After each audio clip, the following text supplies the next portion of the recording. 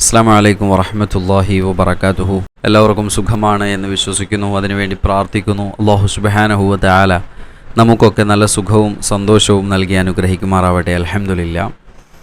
വളരെ സന്തോഷത്തോടുകൂടെ നമ്മൾ ഈ ഒരു ചാനലിലെ വീഡിയോകൾ അപ്ലോഡ് ചെയ്ത് നിങ്ങളെല്ലാവരും അത് കണ്ട് പഠിച്ച് മനസ്സിലാക്കി ജീവിതത്തിൽ കൊണ്ടുവരാൻ വേണ്ടിയിട്ട് ശ്രമിച്ചുകൊണ്ടിരിക്കുന്നു എന്നറിയുന്നതിൽ വലിയ സന്തോഷമുണ്ട്. പല ആളുകളും മെസ്സേജ് അയക്കലുണ്ട്, കമൻ്റ് ചെയ്യലുണ്ട്, പല കാര്യങ്ങളും ചോദിച്ചുകൊണ്ടും അതുപോലെ തന്നെ പല സംശയങ്ങളും ചോദിച്ചുകൊണ്ടും അതുപോലെ തന്നെ അഭിനന്ദനങ്ങൾ അറിയിച്ചുകൊണ്ടും ഈ ഒരു ചാനലിലും അതുപോലെ തന്നെ നമ്മുടെ മെയിൻ ചാനലായിട്ടുള്ള ഇസ്ലാമിക് വിഷൻ TV-യിലും വീഡിയോകളൊക്കെ ചെയ്യാൻ തുടങ്ങിയതിൽ ഒരുപാട് ആളുകൾ സന്തോഷം അറിയിച്ചുകൊണ്ട് മെസ്സേജ് അയക്കുന്നുണ്ട്.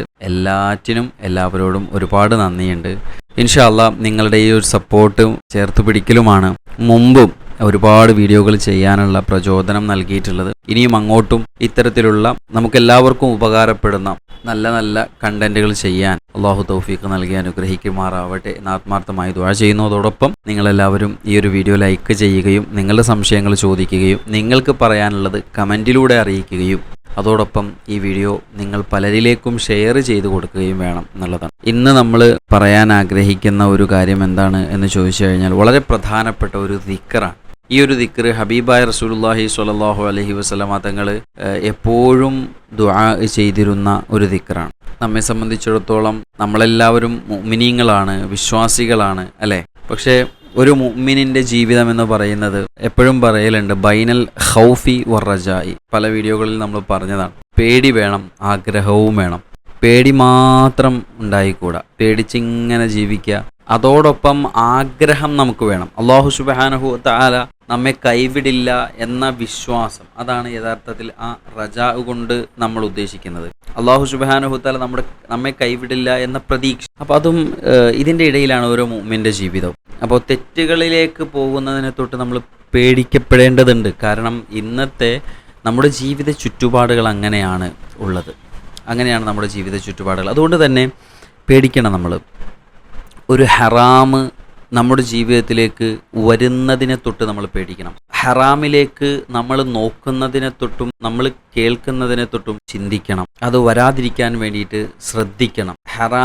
ഹറാമായിട്ട് മനസ്സിലാക്കാനും അത് നമ്മുടെ ജീവിതത്തിനെ ചുറ്റിപ്പറ്റി ഇങ്ങനെ ഉണ്ടാവുന്ന സമയത്ത് അതിനെ തിരിച്ചറിയാനും അവോയ്ഡ് ചെയ്യാനും നമുക്ക് സാധിക്കണം. ഇതേപോലെ തന്നെ നന്മകളെ നമ്മിലേക്ക് അടുപ്പിക്കാൻ വേണ്ടിയിട്ട് ശ്രമിക്കണം.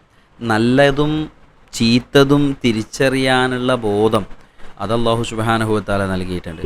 നല്ലതിനെ നല്ലതായിട്ട് മനസ്സിലാക്കി അതിനെ അക്സെപ്റ്റ് ചെയ്യാനും മോശപ്പെട്ടതിനെ മോശപ്പെട്ടതാണെന്ന് മനസ്സിലാക്കി അതിനെ അവോയ്ഡ് ചെയ്യാനുമുള്ള ഇഖ്തിയാർ, അതിനുള്ള കഴിവ് അല്ലാഹു സുബ്ഹാനഹു വ തആല നമുക്ക് നൽകിയിട്ടുണ്ട്. പല ആളുകളും ചോദിക്കും, എല്ലാം സൃഷ്ടിക്കുന്നത് അല്ലാഹുവാണ്, നന്മയും തിന്മയും സൃഷ്ടിക്കുന്നത് അല്ലാഹുവാണ് അല്ലേ? അതുപോലെ തന്നെ ഹക്കും ബാത്തിലും അതൊക്കെ ഇവിടെ സൃഷ്ടിച്ചതാരാണ്? അല്ലാഹു സുബ്ഹാനഹു വ തആലയാണ്. പിന്നെ എന്തിനാണ് നമ്മളത് ചെയ്യുന്നതിന് അല്ലാഹു നമ്മെ ശിക്ഷിക്കുന്നതെന്ന് ചോദിക്കുന്ന ആളുകളുണ്ട്. പ്രിയമുള്ളവരെ, അത്തരക്കാരായിട്ടുള്ള ആളുകൾ മനസ്സിലാക്കേണ്ട ഒരു കാര്യം എന്താണെന്ന് ചോദിച്ചു കഴിഞ്ഞാൽ ഇതൊക്കെ അല്ലാഹു സുബ്ഹാനഹു വ തആല ഇവിടെ പടച്ചു വെച്ചിട്ടുണ്ട് എന്നുണ്ടെങ്കിലും നമുക്കത് തിരഞ്ഞെടുക്കാനുള്ള കഴിവ് അല്ലാഹു തന്നിട്ടുണ്ട്. നിങ്ങൾക്ക് നന്മ വേണമെങ്കിൽ നന്മ തിരഞ്ഞെടുക്കാം. അതിനുള്ള ആ ഇഖ്തിയാർ അത് റബ്ബ് സുബ്ഹാനഹു വ തആല നമുക്ക് നൽകിയിട്ടുണ്ട്. അതുകൊണ്ട് തന്നെ നിങ്ങൾ നന്മ തിരഞ്ഞെടുത്താൽ നിങ്ങൾക്ക് ഗുണം ലഭിക്കും, നിങ്ങൾക്ക് പ്രതിഫലം ലഭിക്കും, നിങ്ങൾക്ക് നന്മകൾ ലഭിക്കും. അതേ സമയത്ത് നിങ്ങൾ തിന്മയാണ് തിരഞ്ഞെടുക്കുന്നതെങ്കിൽ തീർച്ചയായിട്ടും നിങ്ങൾക്ക് ശിക്ഷ ലഭിക്കുക തന്നെ ചെയ്യും, അതിലൊരു സംശയവുമില്ല. അതുകൊണ്ട് നന്മയെ നന്മയായി മനസ്സിലാക്കി തിന്മയെ തിന്മയായിട്ട് മനസ്സിലാക്കി ജീവിതത്തെ മുന്നോട്ട് കൊണ്ടുപോകാൻ വേണ്ടിയിട്ട് നമുക്ക് കഴിയണം. ഞാൻ പറഞ്ഞു വന്നത്, നമ്മെ അല്ലാഹു സുബ്ഹാനഹു വ തആല മുഅ്മിനായിട്ടാണ്, മുസ്ലിമായിട്ടാണ്, നല്ല വിശ്വാസിയായിട്ടാണ് ഇവിടെ പടച്ചത്. അതുകൊണ്ട് തന്നെ എത്ര നന്ദി പറഞ്ഞാലും മതിയാവില്ല അല്ലേ? നിങ്ങൾ നോക്ക്, ഈ ലോകത്ത് കോടാനുകോടി കണക്കിന് സൃഷ്ടിചരാചരങ്ങളെ അല്ലാഹു സുബ്ഹാനഹു വ തആല പടച്ചു പരിപാലിക്കുന്നുണ്ട്. ആ സൃഷ്ടിചരാചരങ്ങളിൽ നിന്നും റബ്ബ് സുബ്ഹാനഹു വ തആല നമ്മെ മുഅ്മിനായിട്ട്, വിശ്വാസിയായിട്ട്, അഹ്ലുസുന്നത്തി വൽ ജമാഅത്തിൻ്റെ വക്താവായിട്ട് ദിക്റുകളെയും അതുപോലെ തന്നെ ദുആകളെയും അതുപോലെ തന്നെ സ്വലാത്തുകളെയും മൗലിദുകളെയും റാത്തീബുകളെയും ഒക്കെ സ്നേഹിക്കുന്ന, അത് ജീവിതത്തിൽ കൊണ്ടു നടക്കുന്ന നല്ല ഒരു എന്താ പറയുക, നമ്മൾ എത്ര നന്ദി പറഞ്ഞാലും മതിയാവില്ല. നല്ല ആളുകളിൽ, നല്ല മുത്തഖീങ്ങളുടെ കൂട്ടത്തിൽ, അല്ലേ, അവരെ പിൻപറ്റുന്നവരുടെ കൂട്ടത്തിൽ, അവരെ ഫോളോ ചെയ്യുന്നവരുടെ കൂട്ടത്തിൽ, അവർ പഠിപ്പിച്ചു തന്ന, അവർ കാണിച്ചു തന്ന വഴിയിലൂടെ, കാര്യങ്ങളിലൂടെ പഠിച്ചു മനസ്സിലാക്കി മുന്നോട്ട് പോകുന്നവരുടെ കൂട്ടത്തിൽ അള്ളാഹു നമ്മെ പഠിച്ചു എന്നുള്ളത് നമ്മെ സംബന്ധിച്ചിടത്തോളം ഏറ്റവും വലിയ അനുഗ്രഹം തന്നെയാണ്. അത് തന്നെ മതി, ധാരാളമാണ്. നിങ്ങൾ നോക്ക്, നമ്മൾ കൂടുതൽ കാര്യങ്ങളൊന്നും നമുക്ക് ചെയ്യാൻ പറ്റിയില്ലെങ്കിലും ഇത്തരക്കാരായിട്ടുള്ള ആളുകളെ സ്നേഹിച്ചത് കാരണം, അതാണല്ലോ മുത്തനബി സല്ലല്ലാഹു അലൈഹി വസല്ലം തങ്ങൾ പറഞ്ഞത്.